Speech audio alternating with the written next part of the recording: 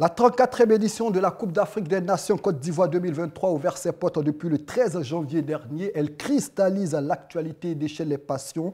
2F TV est au cœur de l'événement à travers Feuille de match, votre plateau d'analyse et de décryptage de l'actualité sportive. Et pour ce numéro, comme invité de personnalités de choix, mais aussi de marque, Dibé Pascal, ancien international ivoirien, gardien de but. Il est passé par Ferke Football Club, par le CO Boisflé, par le Stella Club d'Adjamé, par le Stade d'Abidjan, mais aussi par l'ASEC Mimosa. À son actif, la Coupe d'Afrique des Nations 1988 au Maroc, avec comme coéquipier Gadji Seli. Monsieur Dibé Pascal, bonjour. Bonjour. Très heureux de vous avoir. C'est moi qui vous remercie d'avance. Depuis quelques années, on ne vous a pas vu.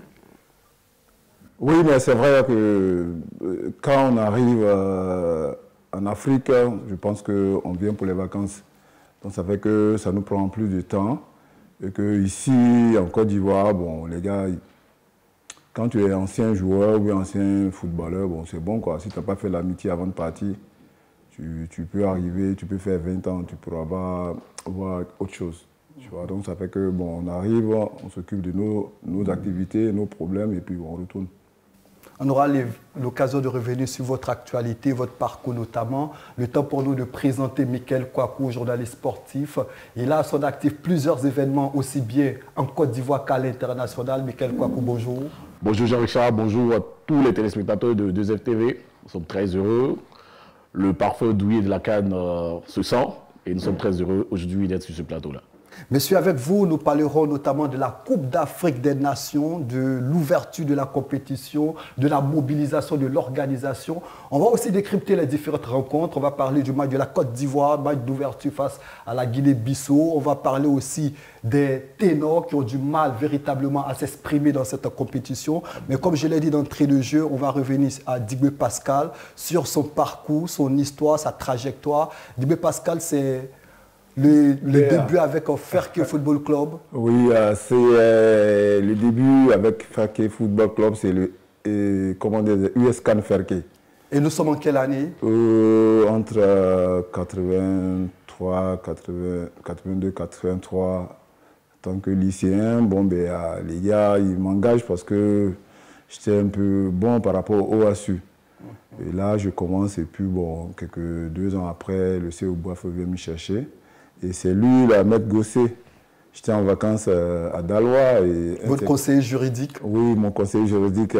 J'arrive, j'étais là, un matin, il arrive. Et puis il me dit non, on est venu te chercher. Mais vous m'envoyez où? Non, mais il y a Boisflé, c'est au Boisflé qui joue contre ACB, Boaké. Ils n'ont pas de gardien. Boisflé n'a pas de gardien. Comme il sait que tu es là, tu viens les aider. C'est la première fois, je vais à Boisflé, je ne suis pas gardien de Boisflé, je suis gardien de USCAN Ferke. Mais comme il est arrivé, il dit bon, je vais essayer. Et par contre, c'était la faute qu'il ne fallait pas commettre. Ils avaient déjà tout préparé, parce que j'ai joué contre le CO Boisflé quand j'étais à USCAN Ferke. Ben, comme on venait de Ferke sur Dougou, ben, on arrive dans les vestiaires, les Kofi, les Assemi Aka, les Kei Julien demandent de ce qui sort. Des légendes de l'époque, soit dit en passant. Quels sont ces joueurs-là? Ils sont cités où là? Ben, j'ai un de mes camarades qui dit, bon, c'est là-bas, là, on va se voir tout de suite. Là. Et ils ont pris 3 buts ce jour-là. C'était vraiment un choc pour eux. Donc après, quand il manquait de gardien, ils ont cherché à me prendre. Parce que lui, il était là avec eux. C'est lui qui a dit, non, mon frère, il est à Daloa, là, on peut le chercher. Et j'arrive, tout était déjà préparé. Et après le match, quand on joue contre ASCB, on fait 1-1, ou bien 0-0, je ne sais plus. Et après, le lundi, je dis non, ben moi je retourne à Daloa. On dit non, c'est fini. Petit, tu vas signer licence ici, là, tu ne bouges plus. Et c'est comme ça que je reste aussi au Boisflé. Et l'aventure à Boisflé, comment ça se passe avec les buffles? Oui, c'était vraiment. Pour moi, j'étais tellement heureux d'être là parce que j'étais la première division. Tu vois. J'avais un peu peur, mais après, comme je suis rentré dans l'eau, je ne pouvais plus avoir peur de la fraîcheur. Wenn ich bin im Wasser, ich kann auch schwimmen. Voilà, je dis que je suis aussi dans l'eau, je dois nager. Absolument. Voilà, ça c'est en allemand. Donc, comme c'est comme ça, je dis, moi, Dibé Pascal, je veux la première division. Mais il faut que je prouve à tous ces gars-là que je suis fort. Et j'arrive, il y avait 2 gardiens là-bas. Il y a David qui venait de partir. Il y avait un autre gardien, il dit, ah, bon, petit là, qui dit, quitte à faire que là-bas, qu'est-ce qu'il va faire? Quand il va finir, moi je commence le championnat. Il a mis 36 matchs sur le banc. Ensuite, vous atterrissez au Stella Club d'Adjamé, oui, au Stade après, d'Abidjan. c'est dans la même routine.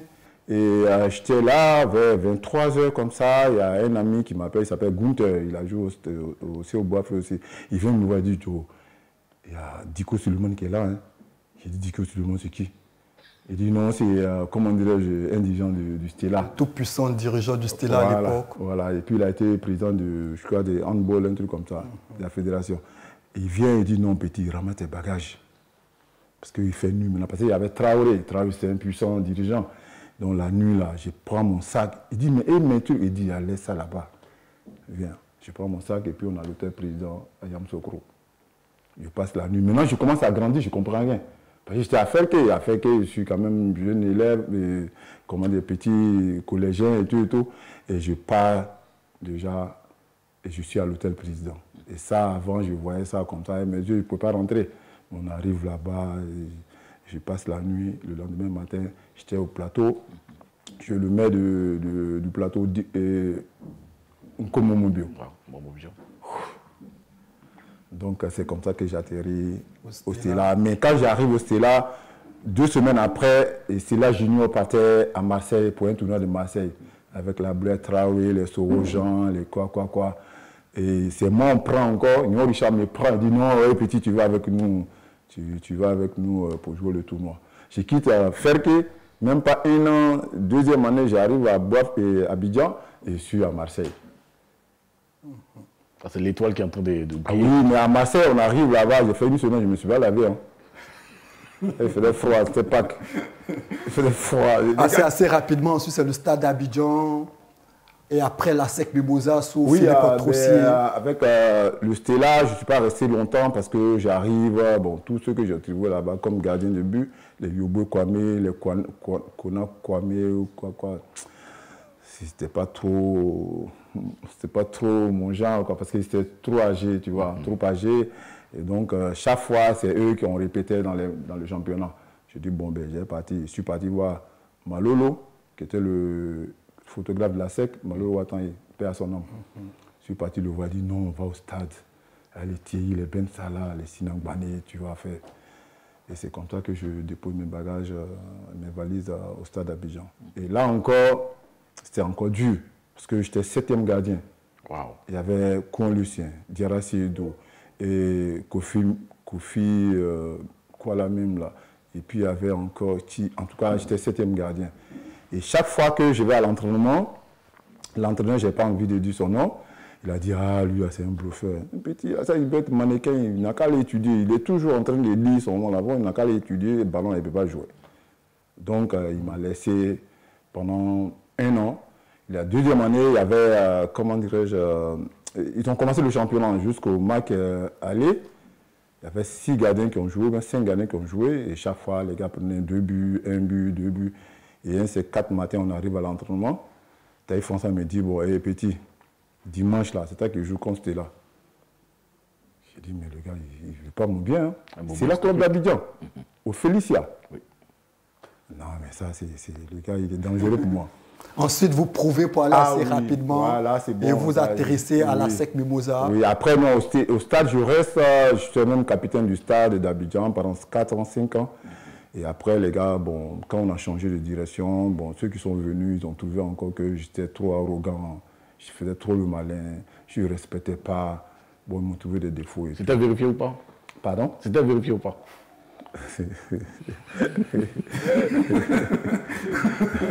Mais quand le talent parle, les dirigeants n'ont pas la voix. C'est moi qui dis ça, je m'appelle Didier Pascal. Absolument. Quand le talent est là, les dirigeants n'ont plus leur place.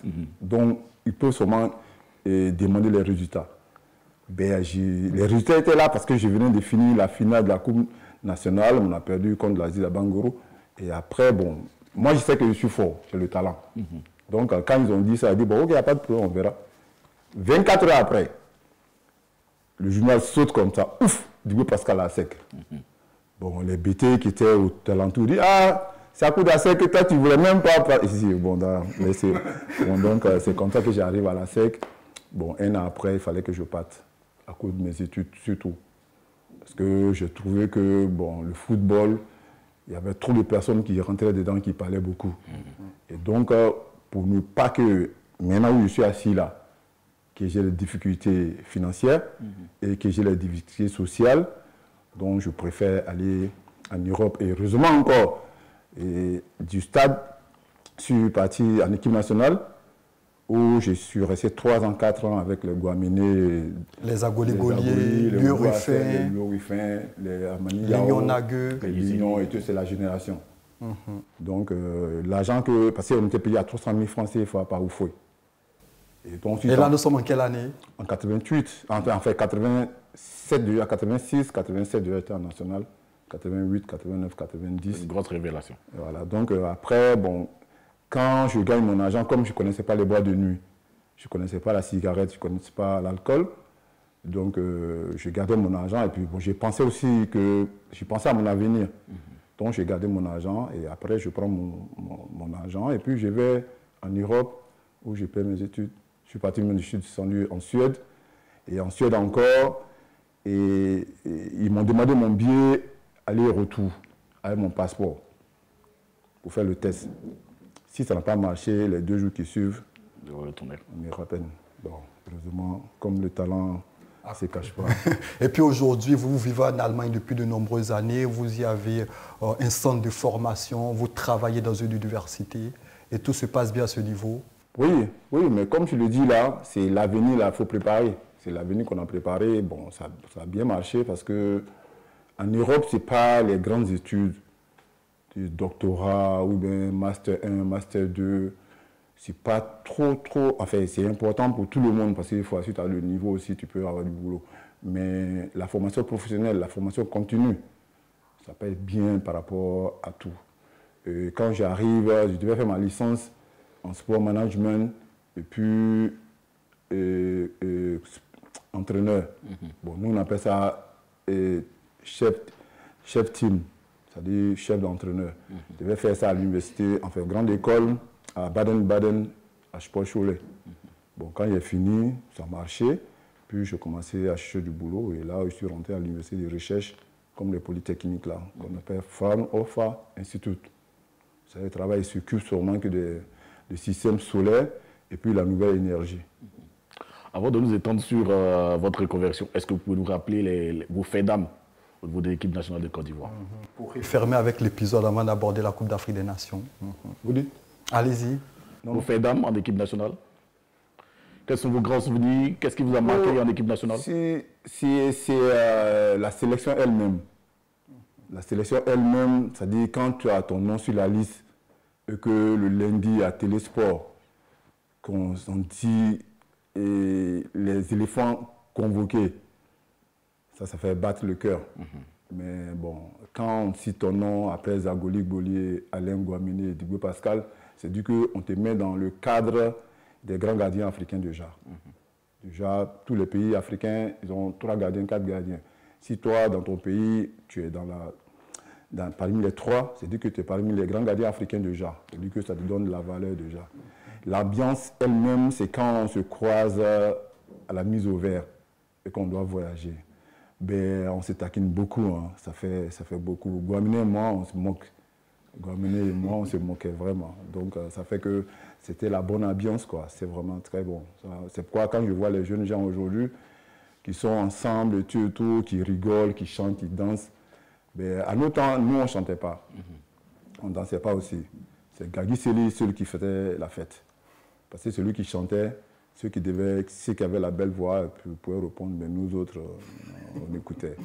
Voilà. Merci Diboué Pascal de votre présence et puis merci de rafraîchir nos mémoires par rapport à votre parcours, votre histoire et votre vécu.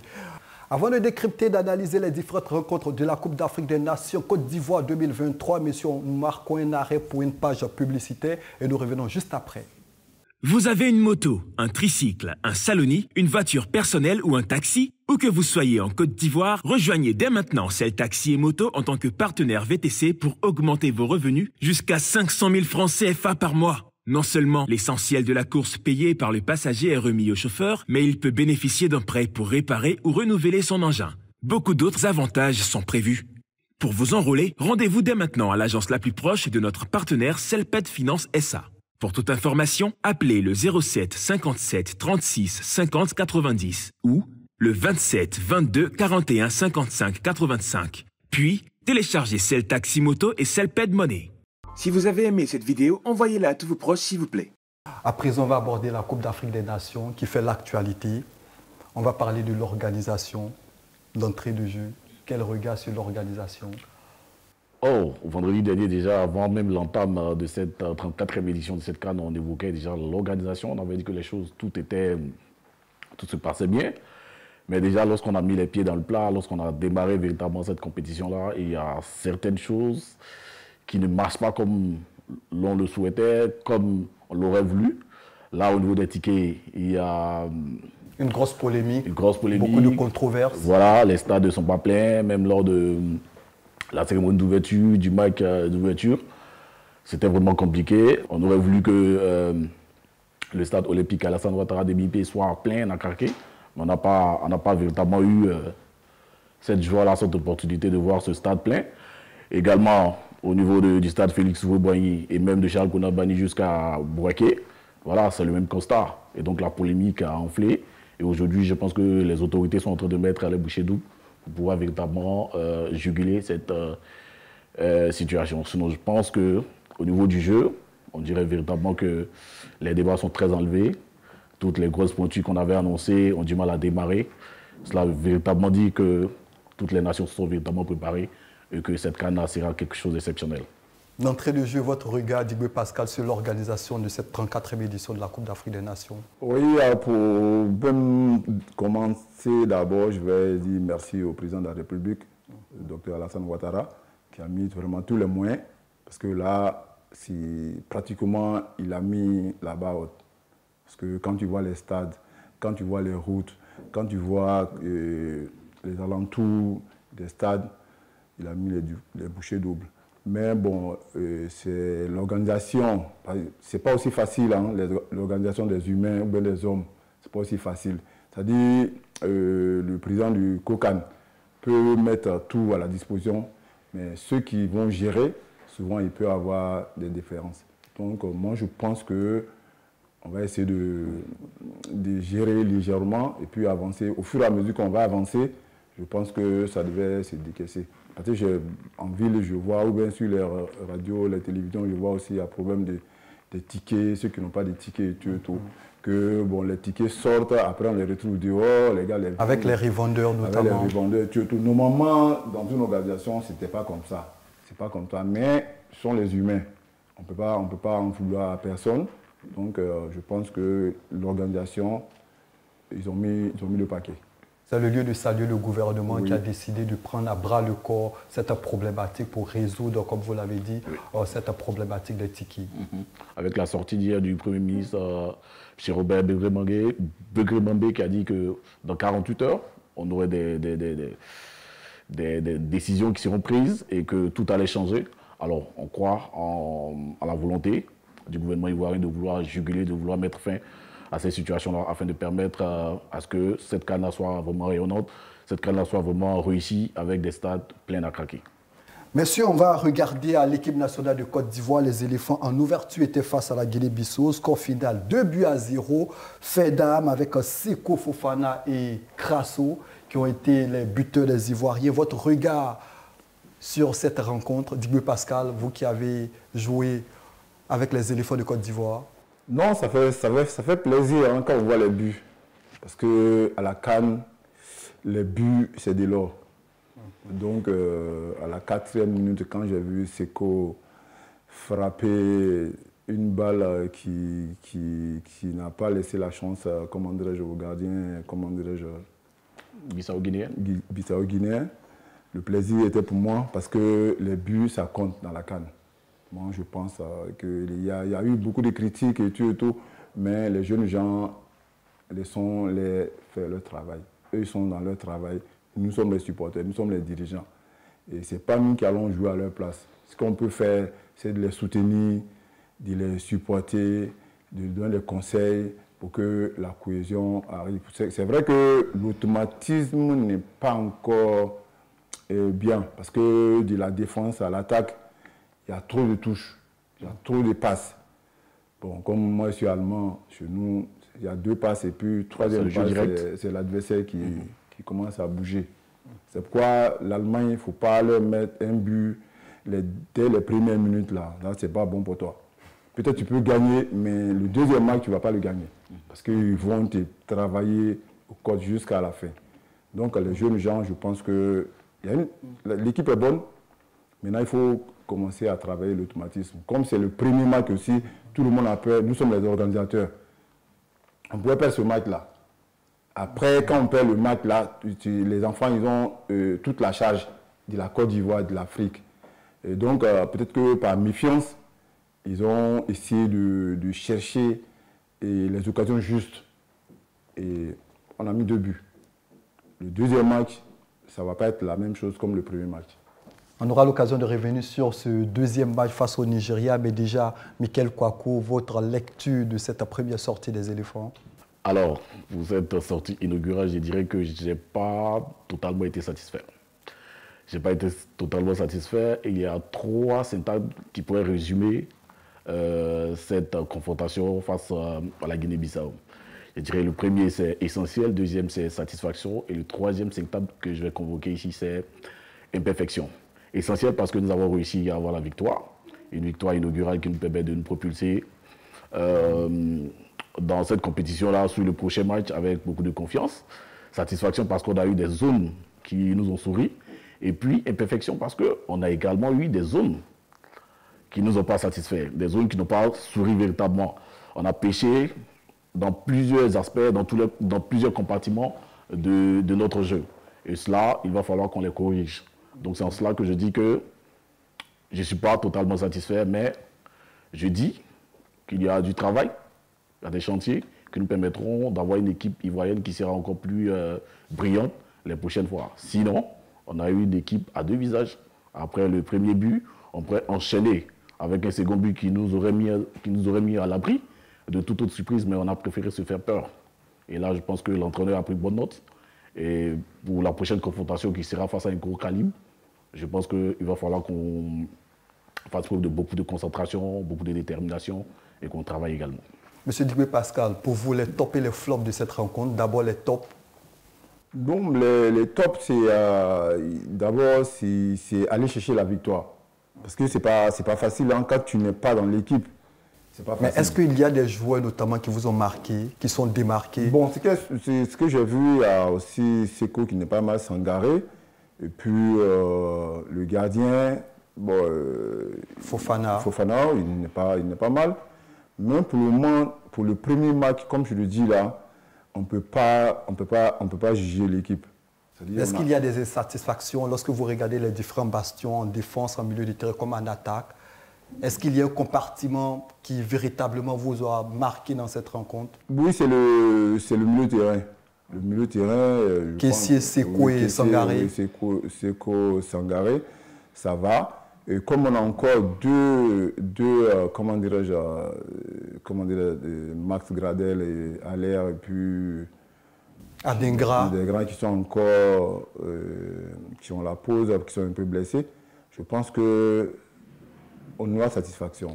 L'équipe va revenir.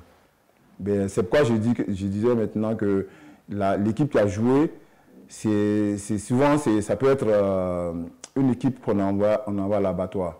Parce que s'il y avait la débâcle, et là on peut enlever tous les joueurs et les remplacer. Donc ça fait peur. Maintenant qu'on a fini le premier match, on a eu les 2 buts, je crois que le deuxième match, on peut voir vraiment le vrai visage de l'équipe de Côte d'Ivoire. Michael Kwaku, top et flop de cette rencontre? Oh, vous voulez que je commence par quoi? Les tops ou les flops? Les tops. Les tops. Ok, si je débat par les tops, je dirais, de prime abord, j'évoquerai le nom de Seko Fofana. Il a été très excellent. Qui rappelé à toutes fins utiles, il était l'homme du match. Absolument. Absolument, il a brillé dans cette partie-là. Et dans le trident offensif, c'est lui véritablement qui a donné satisfaction à côté de Franck Kessié et de Sangaré. Il est sorti du lot, il a porté cette Côte d'Ivoire-là, il a porté les éléphants de Côte d'Ivoire et ça ne m'a pas surpris quand il a fini homme du match avec ce but qu'il met, ce but sur une frappe surpuissante. Je pense que on a vu un pan du Sego Fofana qu'on attendait. Il va encore progresser tout au long de cette compétition. Il y a également, au niveau des tops, je pourrais citer le gardien Yaya Fofana qui a sorti des arrêts assez exceptionnels qui ont permis à la Côte d'Ivoire de rester à flot, de pouvoir maintenir son avance et de garder, de terminer au final, au soir de cette partie-là, avec la victoire. Si je retourne vers les flops, je dirais d'abord au niveau de la défense. Notre ministre de la Défense, qui était Evan Dika, n'a pas tenu son rang. À côté de lui, Ousmane Diomandé n'a pas été aussi pimpant comme on le souhaitait. Or, c'est des jeunes qui ont de la gueule. C'est des jeunes qui ont vraiment du talent, qui ont vraiment excellé sur tous les matchs qu'ils ont disputés jusqu'à présent. On n'a pas compris véritablement pourquoi à ce jour-là, ils n'ont pas été à leur aise. On s'est dit peut-être que c'est l'enjeu. Mais bon, je pense qu'ils ont tout le temps. Ils auront le deuxième match pour pouvoir se bonifier et revenir en force. Toujours au niveau de la défense, lorsqu'on prend les ailiers, oui, Ghislain Conan et Wilfried Senghor.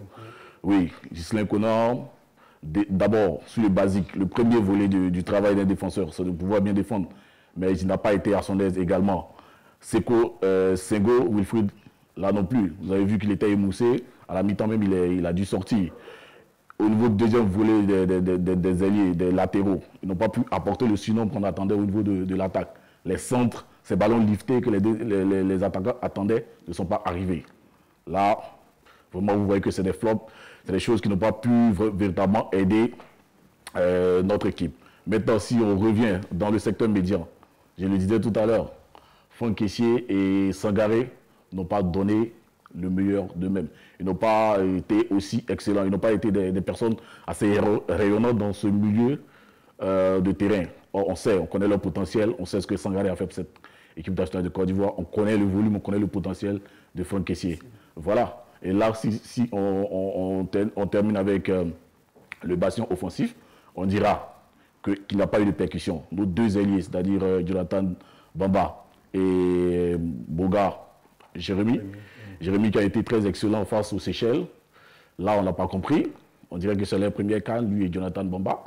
Donc, on suppose on se dit peut-être que l'enjeu a prévalu, c'est vrai qu'il joue dans des grands clubs qui sont habitués au public, mais le public jouer pour l'équipe nationale est différent de jouer pour un club. Donc, avoir cette charge, avoir toute une nation derrière soi, je pense que ça a peut-être pesé, ça a peut-être joué émotionnellement et je dirais mentalement.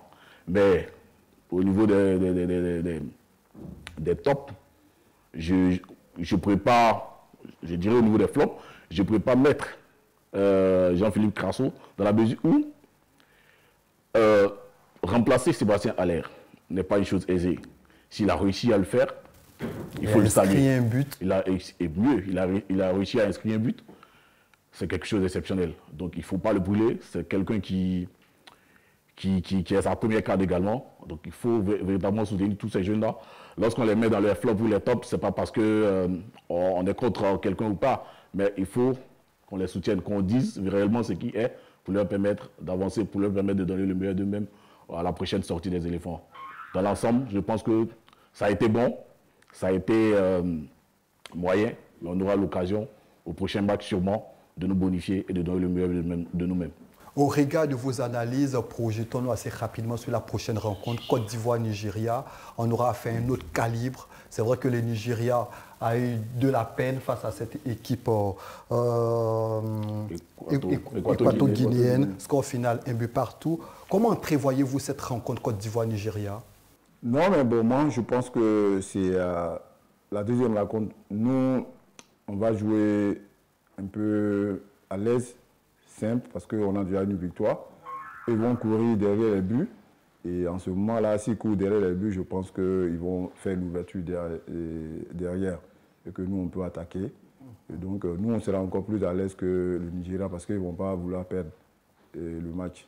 Et nous, un match nul, une victoire, ça nous arrange. Donc, on ne va pas essayer de pousser comme ils vont le faire.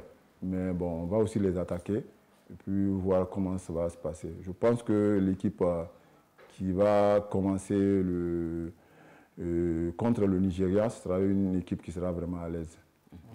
Donc moi je pense qu'on a plus de possibilités de jouer correctement, simplement, par rapport au premier match. Comme je le disais, le premier match, c'est un match d'ouverture. Et en plus, il y a le président de la République qui est dans les tribunes. Et il y a le président de la FIFA qui est dans les tribunes. Le président de la CAF. Maintenant, les supporters de Côte d'Ivoire. Et c'est le premier match, c'est le match d'ouverture. Ce n'est pas vraiment facile. Donc, c'est pourquoi j'ai dit qu'on ne doit pas juger les jeunes gens. Encourageons-les. Et puis, on va voir la suite. Vous avez donné une peinture assez lamentable de cette défense ivoirienne. Et face au Nigeria, il y aura un garçon tel que Victor Osimhen. Est-ce que vous croyez en cette équipe, en cette défense ivoirienne, au regard du match qui nous attend ce jeudi? Oh, je ne partage pas le morphème que vous avez utilisé tout à l'heure, qui est lamentable. Non, c'est pas... Mais en souffrance. Oui, en souffrance à la peine, je dirais, qui n'a pas donné pleine satisfaction. Je préfère cette expression-là, qui n'a pas donné pleine satisfaction. Mais je crois que M. Digbé l'a dit tout à l'heure, voilà, il y avait l'aspect environnement qu'il fallait gérer, le président de la République était là, il y avait, voilà, donc tout cela, il fallait prendre ça en compte. Donc, je pense qu'au deuxième match, cette paire-là a déjà vécu le match d'ouverture. Désormais, je pense qu'elle est habituée. Et je crois que Jean-Luc Gasset fera encore confiance à cette paire-là. Et je crois que face au Nigeria, avec plus de confiance, avec plus de concentration, ils pourront maîtriser Victor Osimhen. Déjà, nous partons avec un ascendant psychologique, dans la mesure où nous, lors de notre première rencontre, nous avons eu la victoire. Et le Nigeria, c'est au Nigeria de faire le jeu. Voilà. Jeudi prochain, c'est au Nigeria de faire le jeu. Nous, avec une victoire, ou même au pire des cas, un match nul, on peut déjà se projeter sur la deuxième phase. Donc, c'est au Nigeria de faire le jeu. Et nous, dans cette posture-là, je pense qu'on pourra sortir le grand jeu et pouvoir les surprendre à n'importe quel moment. Donc, moi, j'ai pas peur pour ce deuxième match-là. Monsieur, nous sommes pratiquement à la fin de cette production. Au pas de coup, vous allez donner un regard assez panoramique sur les premières rencontres. On a vu que les ténors ont eu du mal. Le Ghana a été battu par l'équipe capverdienne 2-1. L'Égypte a été tenue en échec par l'équipe mozambicaine 2 buts partout. Le Sénégal, c'est vrai, a rassuré face à la Gambie 3-0. Mais on a vu une équipe du Cameroun qui a peiné face à la Guinée 1 but partout. Regard sur ces différentes rencontres assez rapidement. Digbé Pascal. C'est ça la Coupe d'Afrique. Hein. C'est la Coupe d'Afrique, la compétition. On vient à la compétition et chacun vient à ses chances. Je regardais le match du Ghana contre le Cap-Vert.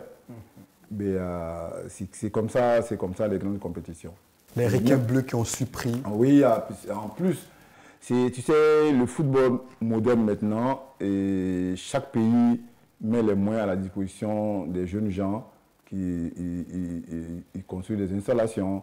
Et ça fait qu'il y a d'autres qui sont dans les grands centres de formation. Et comme le Cap-Vert, il paraît que ça fait 3 ans qu'ils sortent de la même école. Et ça fait 3 ans qu'ils jouent ensemble. Et ils n'ont pas surpris le Ghana. Ils n'ont pas surpris le Ghana parce qu'ils ont joué franc avec le Ghana. Même le but que le Ghana a encaissé, si ce n'est pas but, la faute, je crois que l'arbitre pouvait siffler pénalty. Parce que le gardien, non seulement le défenseur rate le ballon, le gardien il rate le ballon, il prend les jambes du joueur qui le fait tomber et la balle passe. Heureusement qu'il y avait un Cap-Verdien qui a réceptionné, qui a marqué. Donc c'est pas qu'il n'y a pas eu pénalty. Comme l'Égypte aussi, comment dirais-je, c'est ça la Coupe d'Afrique. Les premiers matchs, ça devient un peu difficile. Avant, les années passées, on pouvait dire non, il y a le Cameroun qui arrive. Il y a l'Égypte qui arrive, le Maroc qui arrive. Mais maintenant, c'est tous les pays. Tous les pays, regarde même, je crois, les Japonais qui sont versés maintenant en Europe. Et chaque fois, quand ils viennent à la Coupe du Monde, c'est plus les Japon qu'on gagnait 5-0, 2-0, 3-0. Donc, je pense que il y a un nivellement de talent. Voilà, le football, ça a changé. Et je crois que ceux qui mettent les moyens, pour former les jeunes gens, ils auront tous des bonnes équipes, il y aura tous des surprises. Donc moi je pense que et la compétition a commencé, qu'on suive la compétition avec beaucoup de calme et puis on verra ce que ça va donner. Assez rapidement, regard sur les différentes rencontres. Oh, ce que je peux dire, c'est que le football se développe dans tous les pays et sur tous les continents. Voilà. On est peut-être un grand pays de football, mais aujourd'hui, nous sommes à une grande compétition qui est la CAN. Tout le monde se prépare pour véritablement briller à cette compétition-là. Et voilà, on se donne les arguments, on se donne les moyens, on se donne les armes pour pouvoir être excellent ici. Ce que je peux souligner, c'est, à côté dire que c'est l'entame de cette CAN est un peu la pâle copie du mondial qatari que nous avons connu, avec une entame difficile des cadors, des mastodontes.